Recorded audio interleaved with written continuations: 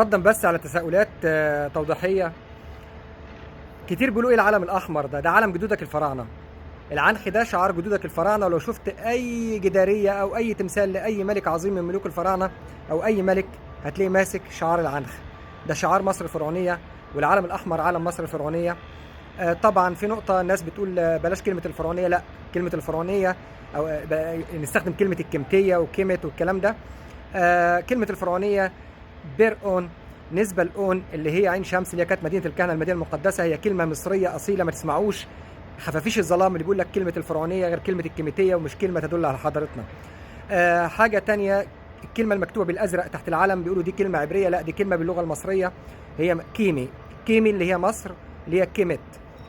حضارتنا الحضارة الكيمتية، حضارة كيمي. عماد سعد الله رئيس لمصر 2024. نحمل كيمي لقيادة العالم بعلمها الأحمر الخفاق يتوسطه العنخ، شعار العلم والتقدم.